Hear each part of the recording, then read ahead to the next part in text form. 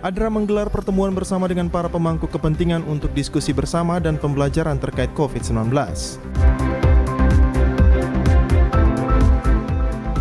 Tidak hadir mengikuti apel pagi, penjabat Sekda Papua Barat dan C. Sangkek mempertanyakan integritas ASN sebagai abdi negara.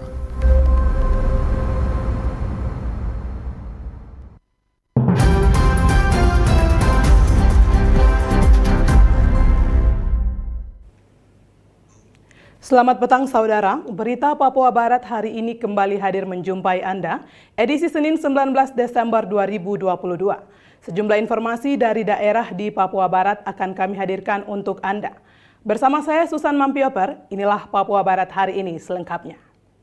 Saudara, tidak hadir mengikuti apel pagi di akhir penghujung tahun 2022, penjabat Sekda Papua Barat dan C. Sangkek mempertanyakan integritas ASN sebagai abdi negara di pemerintah Provinsi Papua Barat.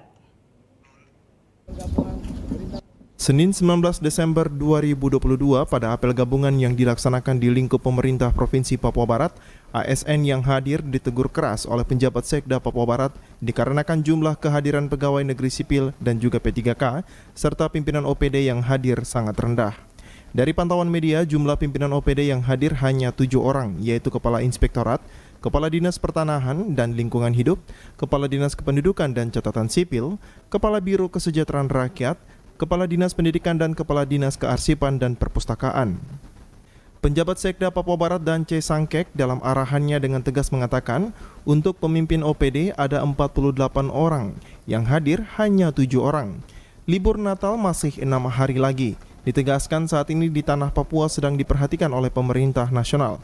Maka kita sebagai abdi negara harus lebih konsisten dalam menjalankan tugas. Diharapkan kepada ASN jangan melihat karena jabatan gubernur dan sekda hanya penjabat, sehingga kinerja dilakukan sesuka hati. Pejabat eselon 2 itu ada 48. 246. Berarti ada 41 orang. Kemana? Tidak ada. Hari ini baru tanggal 19. 6 hari lagi baru Natal. Pertamanya itu baru 24, 26. Papua sedang dibedah, diperhatikan sungguh-sungguh oleh pemerintah nasional. Ya, ulang lagi, Papua sedang diperhatikan sungguh-sungguh, bukan pakai mata saja, bukan pakai fungsi pemerintahan saja, tapi pakai hati dan komitmen full untuk memperhatikan kita di tanah ini. Di provinsi-provinsi induk yang sudah ada seperti kita ini. Penjabat Sekda menambahkan kehadiran penjabat gubernur dan Sekda untuk melakukan penyelenggaraan pemerintahan di masa transisi hingga proses pemilihan gubernur definitif. Diharapkan langkah cepat harus segera dilakukan karena terkesan santai dan tidak produktif. Terima, ya, tidak terima. PJ Gubernur, PJ Sekda, penyelenggaraan pemerintahan di masa transisi menuju pemilu serentak 2024 di Papua Barat. Bukan di tempat lain. Hari ini saya akan laporkan. Saya laporkan langsung kepada PJ Gubernur. Dan saya minta langkah-langkah cepat yang dilakukan untuk apa saja harus segera dilakukan. Karena kita kesan main-main. Kesan memberi respon yang kontraproduktif terhadap kehadiran. Apresiasi diberikan kepada pegawai yang selalu hadir mengikuti apel gabungan setiap Senin dan Jumat. Apel merupakan kegiatan awal dari pemerintah untuk melihat kesiapan kekuatan pemerintah setiap hari dalam menjalankan tugas dan tanggung jawab sebagai abdi negara di Provinsi Papua Barat. Jimmy Tabiso, TVRI Papua Barat melaporkan. Sementara itu, saudara, Asisten 1 Sekda Papua Barat berharap jumlah personil di setiap dinas harus diatur baik agar semua pegawai dapat melaksanakan tugas dan tanggung jawab, karena saat ini terlihat ASN lebih takut sama absen fingerprint daripada pimpinan. Inilah fenomena yang sering terjadi di kantor Gubernur Provinsi Papua Barat karena jumlah pegawai yang sangat banyak, sehingga dalam setiap organisasi perangkat daerah ada pegawai yang kebagian pekerjaan, ada juga pegawai yang tidak memiliki pekerjaan, sehingga yang dilakukan hanya absen masuk dan absen pulang. Ditegaskan dalam jumpa pers di Ruang Media Center, Asisten 1 Sekda Papua Barat Robert Trumbekwan mengatakan, setiap hari dari hari Senin sampai hari Jumat, pegawai yang hadir mengikuti apel, khusus di Sekretariat Daerah Papua Barat hanya 10-20 orang. Ditambahkan, pegawai di Papua Barat hanya takut fingerprint daripada pimpinan di dinas tersebut. Hal ini dikarenakan di setiap dinas jumlah pegawai lebih banyak daripada tugas yang diberikan. Sehingga pegawai yang tidak mendapatkan tugas hanya datang ke kantor, absen masuk dan pulang kerja. Itu ada lagu yang bilang, salah siapa? Salah siapa? Ini dosa siapa? Ya toh? Ada pernah dengar lagu itu? Jangan salahkan siapa? Atau jangan salahkan siapa? Ini kebiasaan hidup manusia, ya. Jadi saya mau bicara begini, ya. Kita pembagian tugas di dalam organisasi itu jelas. Dalam arti ada eselon 21, terus ada 5 eselon ada 4 eselon 3, terus ada eselon 4. Kemudian di bawah eselon 4 itu ada berapa staf di situ.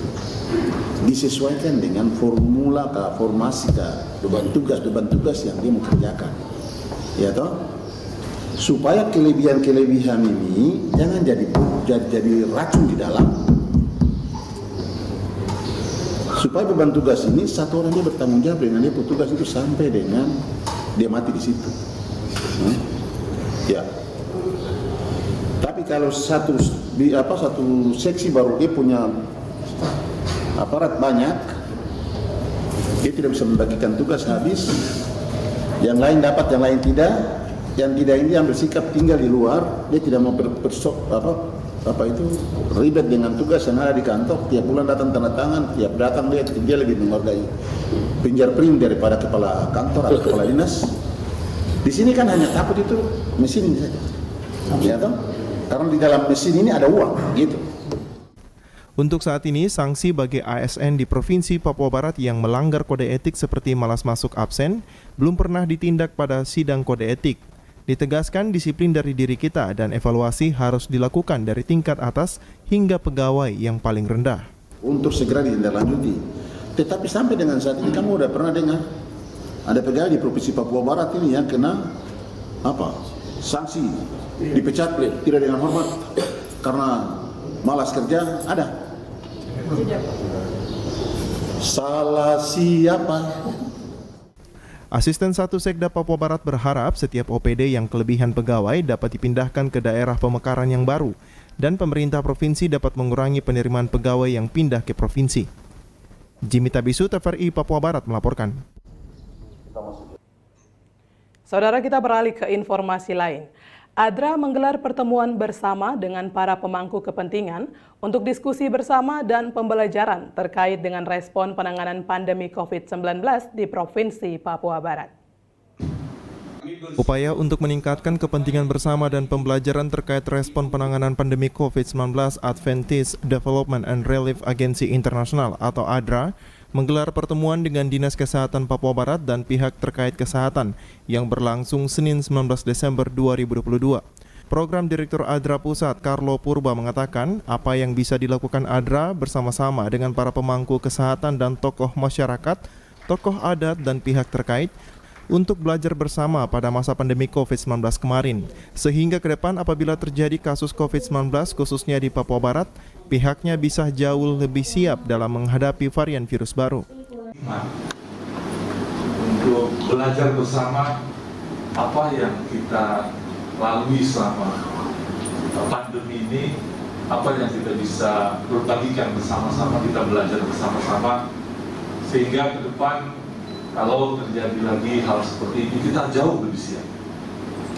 Tentu hati kita, doa kita, dan kemudian solidaritas kita tujukan kepada mereka yang meninggal karena COVID. Saya kira hampir lebih dari 1,5 juta ya kalau di Indonesia ya.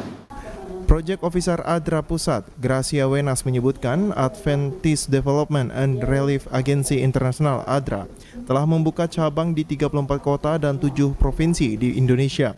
Sasaran ADRA yaitu lansia, ibu hamil, disabilitas, orang-orang dengan komorbid, dan ODA atau orang dengan HIV/AIDS. 24 kabupaten kota dan di dalam 7 provinsi yaitu Aceh, NTT, Jawa Timur, Jawa Barat, Sulawesi Selatan, dan Papua Barat. Di Papua Barat sendiri kita berada di Kota Sorong, Kabupaten Sorong, Manokwari, dan Kaimana. Untuk sasaran prioritas kita, kami menyasar kepada lansia, ibu hamil, disabilitas, orang-orang dengan komorbid, dan juga teman-teman ODA. Program pulih bersama yang dipromotori ADRA didukung juga oleh pemerintah Australia melalui Australian Humanitarian Partnership. Natalindo Kerwai, TVRI Papua Barat melaporkan. Peringati Hari Ibu tahun 2022, Gabungan Organisasi Wanita Kabupaten Manokwari siang tadi memberikan bunga dan sembako kepada pengendara motor di sepanjang lampu merah Makalo.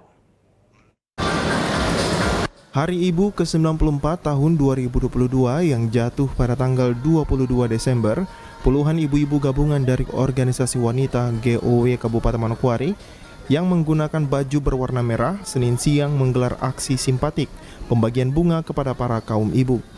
Bagi-bagi bunga ini dilakukan di titik-titik keramaian yang ada di traffic light Makalo Vanindi Senin siang. Tidak hanya itu, pembagian sembako juga diberikan kepada para pengendara motor maupun mobil yang melintas.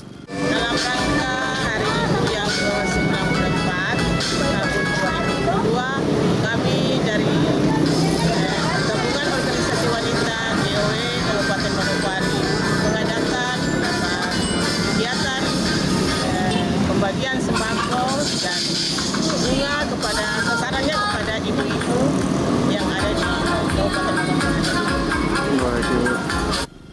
Since mengatakan selain di traffic light Makalo, pembagian sembako juga dilakukan di traffic light Haji Bowosi.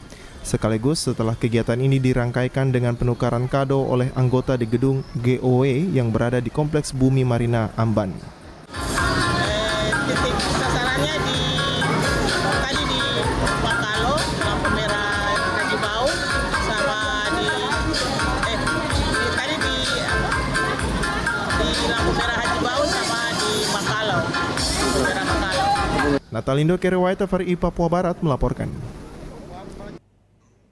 Saudara, informasi tadi sekaligus menutup jumpa kita pada Papua Barat hari ini, edisi Senin 19 Desember 2022.